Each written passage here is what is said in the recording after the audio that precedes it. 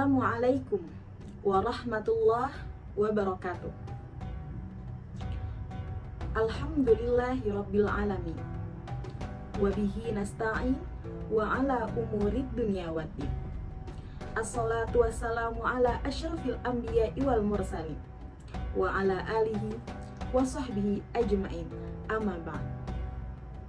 Pertama-tama, marilah kita panjatkan puja-puji kita kehadirat Allah Subhanahu wa Ta'ala yang telah memberikan kita kesehatan sehingga pada hari ini kita masih bisa beraktivitas dengan keadaan sehat walafiat.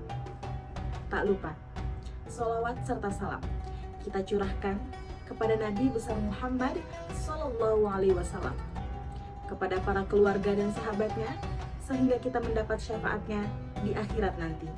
Amin, amin ya robbal alamin. Para hadirin yang dirahmati Allah Subhanahu wa Ta'ala, sudahkah kita menyadari atas berubahnya peradaban di dunia ini begitu cepat, yang telah mengubah dimensi-dimensi kehidupan kita? Semua itu tentu disadari oleh para pejuang pendahulu kita yang memperjuangkan kemajuan peradaban ini, terlebih lagi peradaban Islam. Kini, kita bisa melihat tempat-tempat dan bangunan bersejarah dijadikan tempat wisata dan hiburan semata. Terlebih lagi, banyak yang menjadikan sebagai ajang berfoto-foto ria hanya untuk dibanggakan di hadapan orang lain. Seharusnya ini menjadi sarana dalam mempelajari Islam lebih dalam dan sudah menjadi sebuah keharusan bagi umat Islam untuk mempelajarinya sejak dini. Memahami bagaimana Islam datang di tengah-tengah kita sejak beberapa abad yang lalu. Maka, dari itu, dalam video ceramah ini, saya Nadia Mafirah Nurdiswa akan menyampaikan bagaimana sejarah peradaban Islam di Baghdad yang mudah-mudahan bisa menambah wawasan dan bermanfaat bagi kita semua. Amin, amin ya robbal alamin. Hadirin yang dirahmati Allah Subhanahu wa Ta'ala, kota Baghdad merupakan salah satu kota terbesar dan kosmopolitan di seluruh dunia. Kota Baghdad juga merupakan sebuah rumah bagi umat Islam, Kristen, Yahudi, dan para penganut paganisme yang datang dari Timur Tengah dan Asia Tengah. Kota Baghdad didirikan di tepi sungai Tigris oleh Kekhalifahan Abbasiyah, yang dimana saat itu pemimpinnya adalah Khalifah Al-Mansur. Kota Baghdad dulu merupakan sebuah perkampungan Persia atau ibu kota Persia, yang dimana sudah digantikan sebagai ibu kota kekaisaran umat muslim yang dimana mencakup wilayah dari Afrika Utara hingga Persia. Hadirin yang dirahmati Allah Subhanahu wa Ta'ala, lembah subur di antara sungai Eufrat dan Tigris telah menjadi tempat tumbuhnya berbagai peradaban besar, setidaknya sejak 4000 tahun sebelum Masehi. Sebelum Islam masuk ke sana, daerah tersebut dikuasai Imperium Sasaniyah. Lalu, pada abad ke-7 Masehi, Kekhalifahan Islam berhasil merebut wilayah tersebut dari tangan Persia. Tak lama kemudian, pasukan Muslim bahkan sukses menaklukkan ibu kota Sasaniyah, sehingga runtuhlah Imperium yang berusia ratusan tahun itu.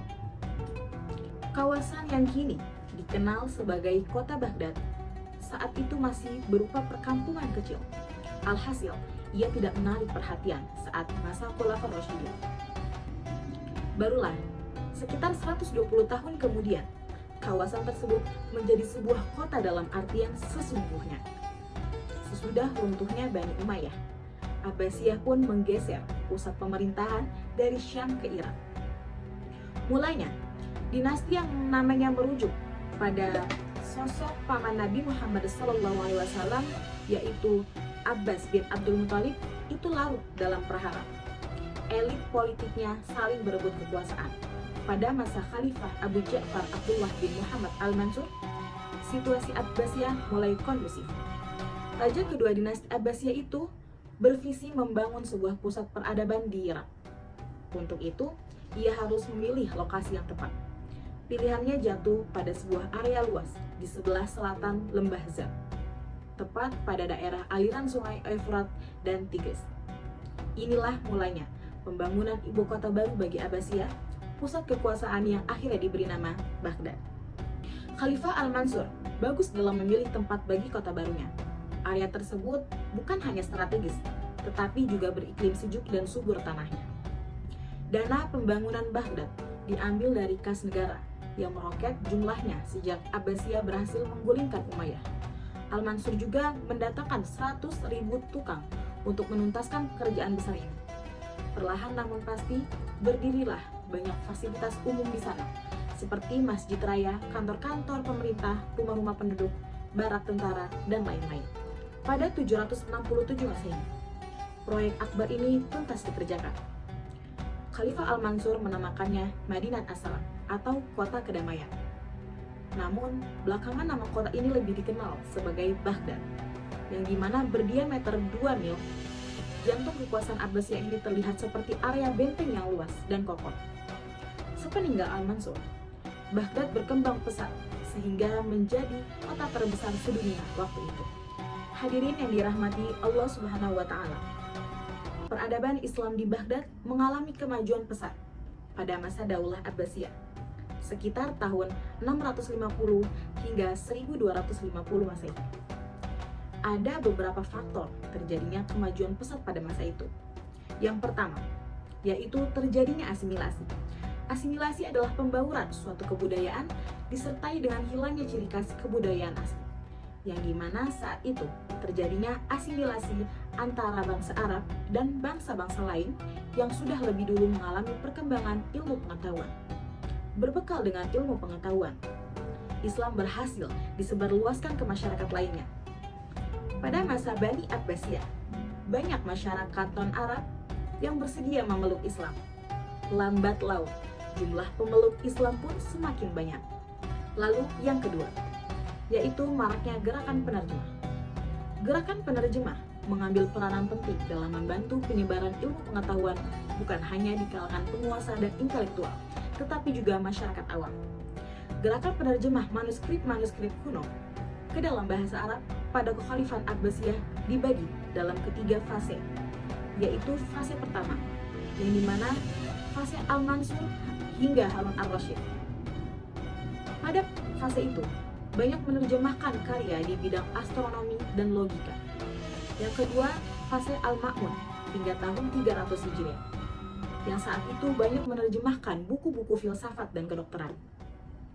Fase setelah tahun 300 Hijriah, karya yang diterjemahkan semakin luas, yaitu di seluruh bidang keilmuan.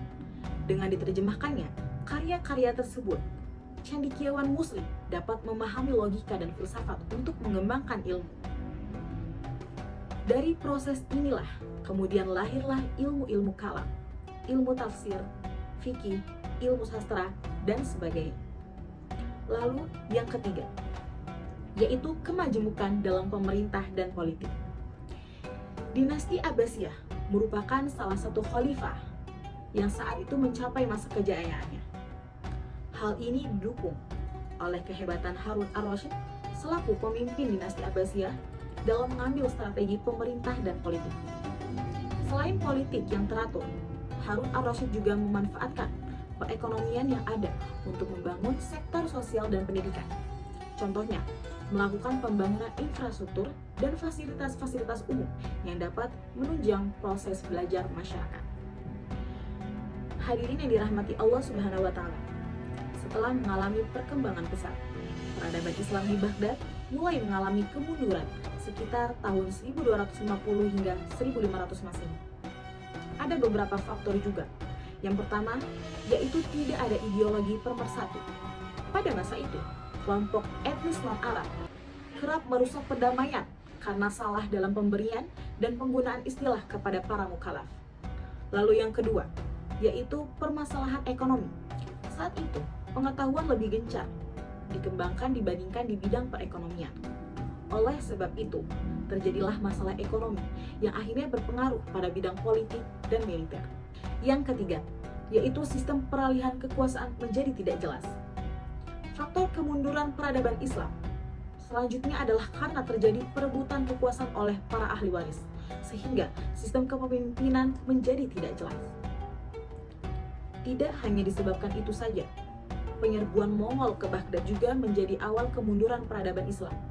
Kehancuran Baghdad merupakan tragedi terbesar dalam sejarah Islam. Tragedi tersebut sulit dikembalikan untuk mencari era yang setara dengan masa kejayaan pada saat itu. Hampir seluruh sumber ilmu pengetahuan di perpustakaan dihancurkan dan banyak buku-buku berharga dibuang ke sungai Tigris. Hadirin yang dirahmati Allah Subhanahu wa taala. Sejak awal abad ke-20, Islam di Baghdad seperti di banyak bagian dunia telah mengalami perubahan yang signifikan dalam konteks modernitas. Perkembangan teknologi, pendidikan, dan ekonomi telah memainkan peran penting dalam perubahan sosial dan budaya masyarakat. Meskipun tetap menjadi pusat kehidupan Islam, kota ini telah menyaksikan dinamika kompleks antara tradisi dan modernitas, mencerminkan tantangan dan peluang yang dihadapi oleh umat Islam dalam menghadapi perubahan zaman. Dengan adanya berbagai tantangan, komunitas Muslim di Baghdad terus berupaya menjaga dan mengembangkan identitas keagamaan serta beradaptasi dengan perubahan zaman. Hadirin yang dirahmati Allah Subhanahu wa taala. Manfaat kita mempelajari sejarah peradaban Islam. Pertama, memahami akar sejarah yang membantu menguatkan identitas keagamaan dalam kultur umat Islam. Yang kedua, memberikan wawasan tentang kontribusi besar peradaban Islam dalam ilmu pengetahuan, seni, filsafat selama abad keemasan Islam. Selain itu, mempelajari sejarah Islam dapat mengajarkan nilai-nilai moral, etika, dan prinsip-prinsip hidup yang relevan hingga saat ini. Selain itu, bisa menjadi inspirasi untuk mencari solusi kontemporer dari sudut pandang kearifan yang berasal dari sejarah Islam. Lalu yang terakhir, pemahaman yang lebih baik tentang sejarah Islam membantu memperkuat dialog antar budaya dan menjembatani pemahaman antara masyarakat Islam dan non-Islam. Hadirin yang dirahmati Allah Subhanahu wa taala. Sebuah tutur kata kadang ada sebuah kesalahan, dan itu saya sadari sebagai manusia yang penuh dosa. Karena hal-hal yang baik hanya datang dari Allah Subhanahu wa taala. Dengan demikian, saya mohon maaf. Dan untuk penutup kalimat ceramah ini, saya ucapkan undur maqala wala tandur maqala. Wassalamualaikum warahmatullahi wabarakatuh.